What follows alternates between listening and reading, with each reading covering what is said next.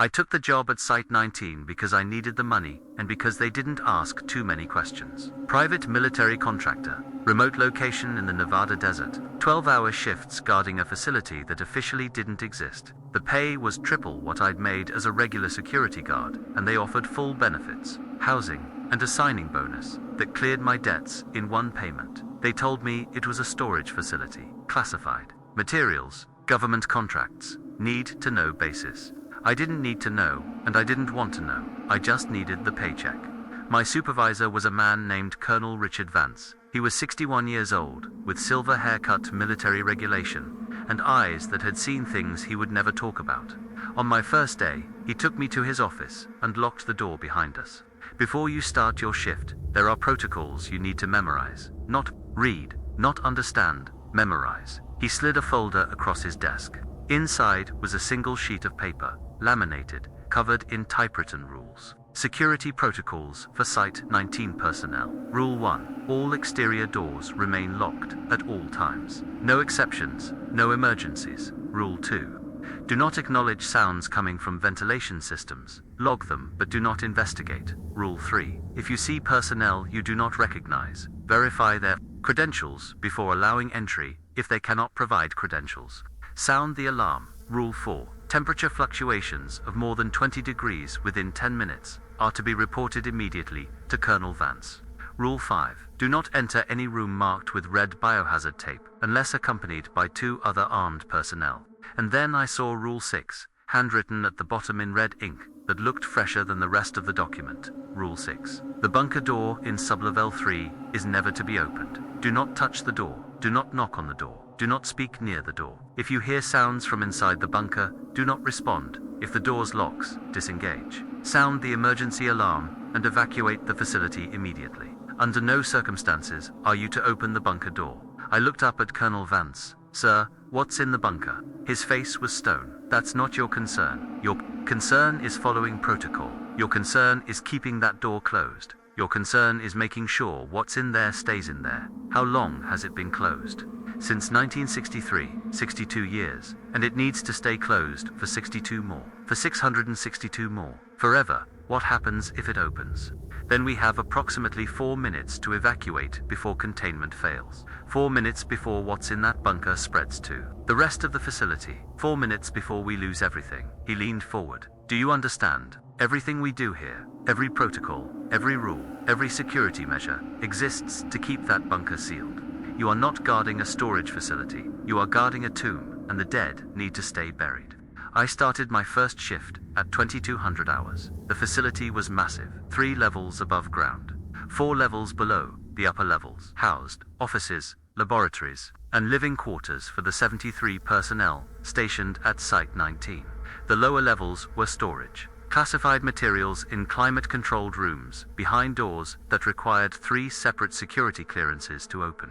And on sublevel 3, at the end of a long corridor that no one used, was the bunker door. Steel, massive, maybe 10 feet tall and 6 feet wide, sealed with 12 separate locking mechanisms, and covering every inch of the door were warning signs. Authorized personnel only. Biohazard level 5. Extreme danger. Do not open under any circumstances. My partner for the night shift was a man named Derek Martinez. He was 38 years old, with 12 years at Site 19. When I asked him about the bunker, his face went pale. Don't ask about the bunker. Don't think about the bunker. Just follow protocol and pretend it doesn't exist. But what's inside? No one knows. Not anymore. The last person who knew died in 1997. All we have are the protocols. All we know is that something was put in there in 1963, and it needs to stay there. Has anyone ever tried to open it? Derek was quiet for a long time, 3 times. Once in 1976, once in 1989, once in 2014, all 3 times.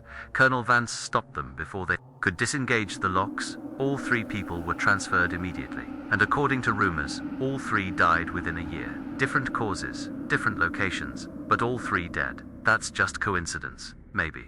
Or maybe whatever is in that bunker doesn't like people trying to let it out. Maybe it reaches through somehow. Maybe it marks them. He looked at me with serious eyes. Just follow Rule 6. Don't touch the door. Don't even look at it too long. Do your rounds. Check your logs. Ignore the bunker. The first 2 weeks passed without incident. I learned the facility layout, memorized the protocols, got to know the other security personnel. It was boring work mostly, walking empty corridors, checking locked doors, making sure everything was secure. The kind of job where nothing happens, and that's exactly how you want it. But I couldn't stop thinking about the bunker, couldn't stop wondering. What was behind that massive door? What could be so dangerous that it required 62 years of constant guarding? What could be so terrible that just trying to open the door got people killed?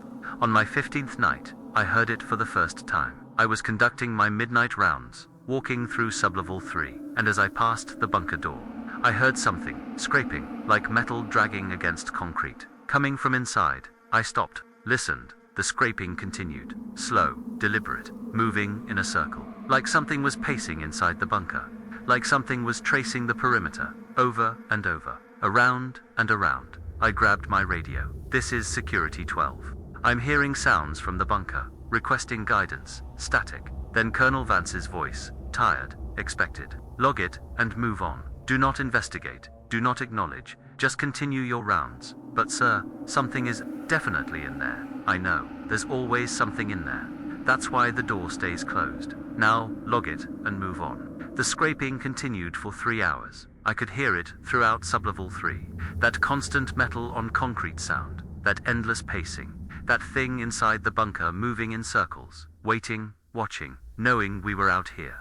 When my shift ended at 6 a.m., I filed the incident report. Colonel Vance read it without expression. Then he pulled out a file cabinet and showed me something. Hundreds of incident reports, thousands of them, all describing the same thing. Scraping sounds, pacing sounds, something moving inside the bunker, dating back to 1963. One report for every night, for 62 years. It never stops. I asked, never. Whatever is in there has been pacing that same circle for 62 years. Never sleeping, never resting, just walking, waiting, trying to find a way out. On my 23rd night, the temperature dropped. I was making rounds on sublevel 3 when I felt it. The air went from 72 degrees to 48 degrees in less than 5 minutes. My breath became visible, frost formed on the walls, and the cold was coming from one direction. From the bunker door, I radioed Colonel Vance immediately. Sir, we have a temperature drop on sublevel 3, 24 degrees in 5 minutes. It's coming from the bunker. Evacuate sublevel 3. Now, do not go near the door.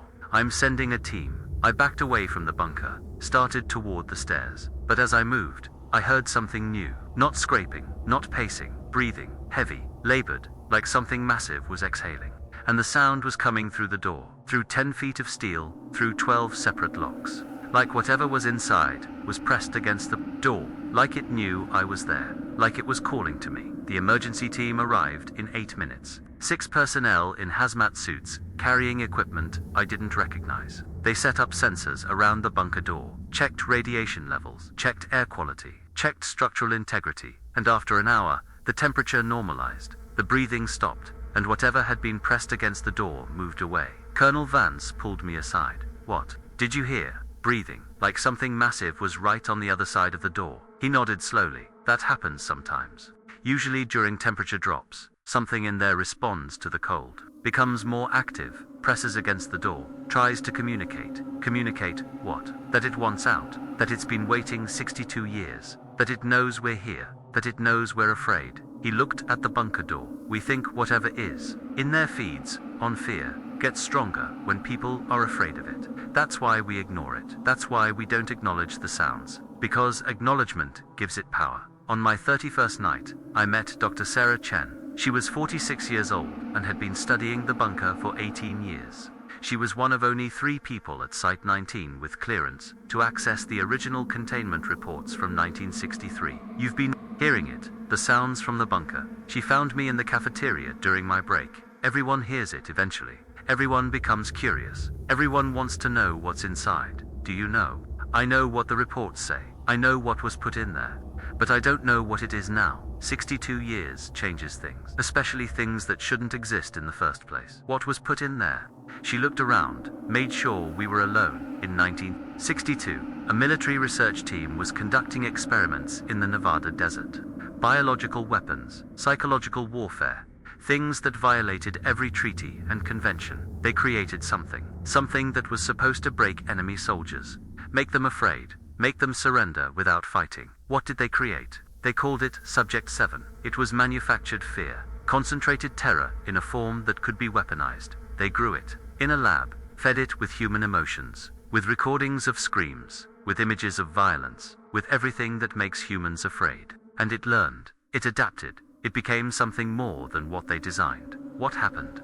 The research facility had an accident. Subject 7 escaped containment, killed 47 people in 6 hours. The ones who died quickly were the lucky ones. The others, they pulled out their own eyes, tore off their own skin, did things to themselves that, she stopped, that shouldn't be possible, that no sane person would do. Because Subject 7 doesn't just make you afraid, it becomes your fear. It shows you what terrifies you most, and then it makes you live in that fear forever. And they sealed it in the bunker. They had no choice. They couldn't kill it, couldn't contain it any other way. So they built that bunker, 10 feet of reinforced steel, lead lining, concrete, foundation 50 feet deep, and they sealed Subject 7 inside with enough sedatives to keep it dormant. That was 1963. The sedatives wore off in 1964, and it's been awake ever since. Pacing, waiting, growing stronger. Why not destroy the facility? Bury it completely, because we don't know what would happen if we tried. Subject 7 isn't biological anymore. It's not chemical. It's become something else. Something that exists in the space between thought and reality. Something that grows when people are afraid of it. Destroying the facility might release it, might spread it, might make it stronger. So we keep it locked up, keep it contained, keep it buried, and we pray the door never opens. On my 42nd night, the locks failed. I was conducting rounds on sublevel 3 at 0300 hours when I heard it. A mechanical click, then another, then another. The locks on the bunker door were disengaging, one by one, opening. I hit the emergency alarm immediately, grabbed my radio. This is Security 12. The bunker locks are disengaging. I repeat, bunker locks are disengaging. Evacuating, sublevel 3. The alarm screamed through the facility. Emergency lights activated. Blast doors began closing on every level, and I ran toward the stairs, ran away from the bunker, ran as fast as I could, while behind me, I heard more locks clicking open, more mechanisms disengaging, more seals breaking. I made it to sublevel 2, when the blast door closed in front of me, trapping me. I pounded on the steel. Let me through. I'm still in here. The locks are opening. The intercom crackled. Colonel Vance's voice. Emergency protocol activated. All blast doors sealed. You need to find shelter. Get to the emergency bunker on sublevel 2. Lock yourself in. Do not come out until I give the all clear. But the door is opening. Whatever is in there is getting out. I know. That's why you need to hide. Now. I found the emergency bunker, a small reinforced room with its own air supply and communication system. I locked myself inside, watched the security monitors, and on the screen, showing sublevel 3, I saw it. The bunker door was open, not all the way, just a crack. Maybe 6 inches, but it was enough. Enough for something to slip through, enough for Subject 7 to escape after 62 years. At first, nothing happened. The corridor remained empty. The door stayed partially open. No movement, no sounds. Just silence and that narrow gap of darkness where the door had been sealed. Then the lights went out, not just on sublevel 3. Throughout the entire facility, every light, every system, everything went dark, and in the darkness, I heard it. That breathing, that massive exhalation, coming through the intercom, coming through the walls, coming from everywhere and nowhere. And then I heard screaming. Personnel throughout the facility, all screaming at once, screaming in terror, screaming in agony, screaming words that didn't make sense, describing things they were seeing, things that shouldn't exist, things that were showing them their worst fears made real. The emergency power kicked in after 90 seconds. The security monitors came back online, and what I saw made my blood freeze. The corridors were empty. No personnel, no bodies, nothing. But on every screen, on every camera throughout Site 19, I saw something else. Shadows, moving independently of any light source, flowing through the facility like liquid, searching, hunting, finding people, and wrapping around them, pulling them into corners, into rooms, into places where the cameras couldn't see. Colonel Vance's voice came through the intercom. All personnel remain in secure locations. Do not open your doors. Do not respond to voices. What you're seeing isn't real. What you're hearing isn't real. It's Subject 7. It's in your head. It's showing you your fears. Do not believe it. Do not give in. But the screaming continued, and on the monitors. I watched as personnel opened their secure doors, walked out into the corridors, moving like they were in a trance, like they were being called. And when they entered the shadows, when those liquid darkness things touched them, they changed. Their faces went blank, their eyes went dead, and they started walking toward sublevel 3, toward the open bunker door. Like they were being collected, like they were being taken home. I sat in that emergency bunker for 6 hours, watching the monitors, listening to the screams fade, one by one, watching as 73 personnel became 60 personnel, then 40, then 20, all of them walking into shadows, all of them disappearing into that partially open bunker door, all of them taken by whatever Subject 7 had become at 0900 hours. The facility went silent, no screaming, no breathing, no sounds at all, just emptiness.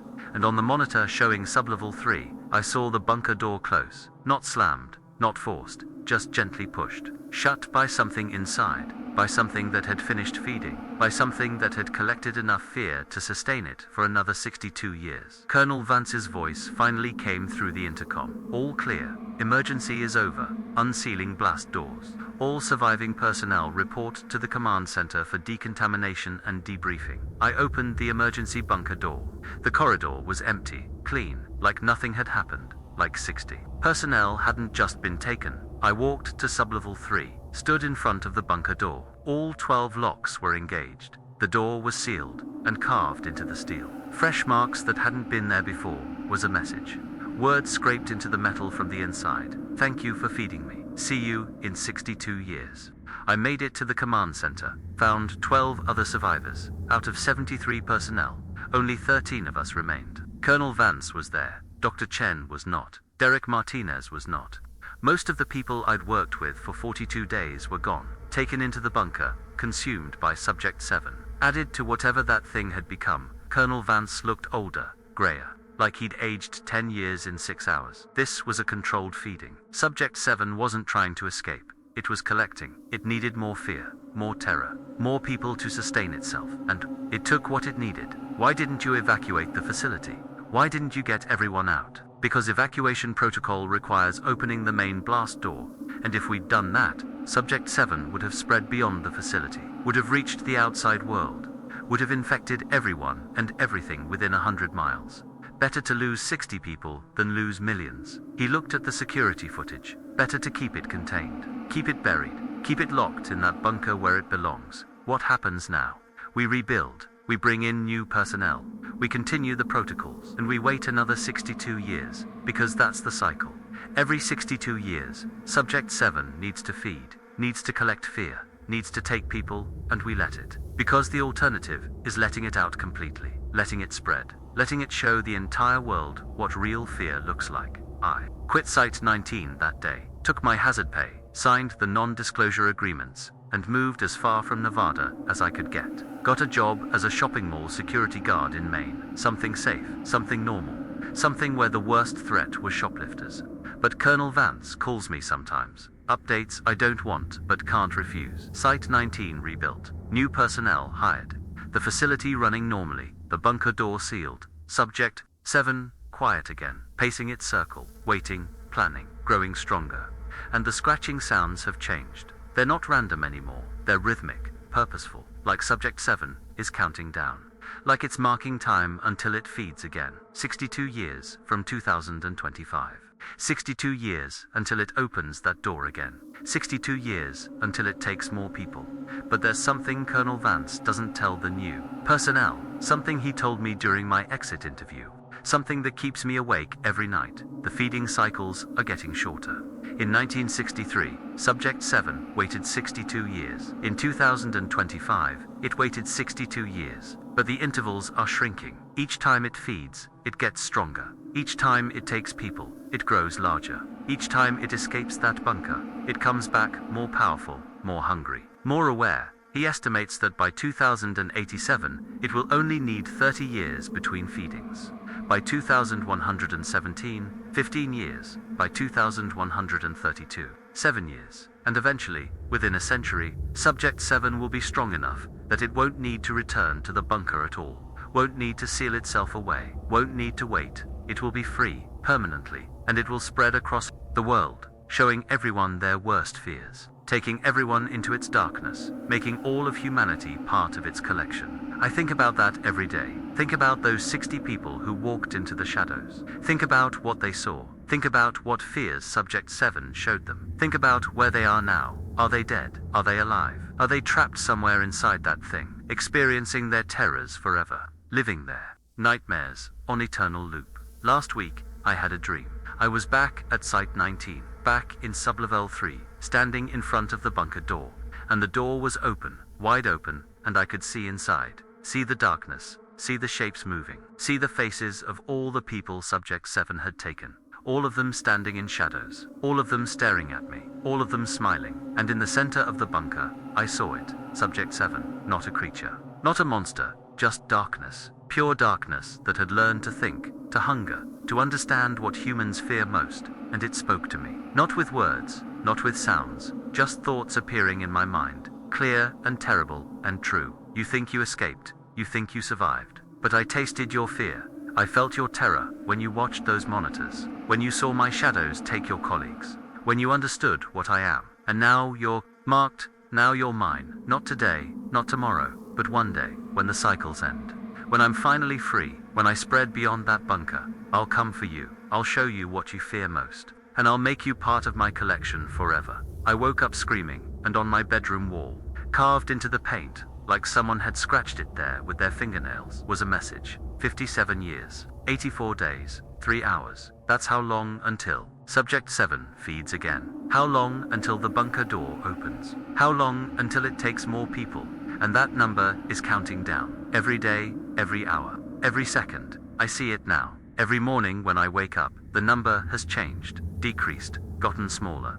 Like Subject 7 is marking time, like it's reminding me, like it's promising that when the door opens again, when it feeds again, when it takes its next collection, I'll be part of it. I'll be called. I'll walk into those shadows. I'll join the others in that darkness. And here's the worst part, the part that keeps me awake every night.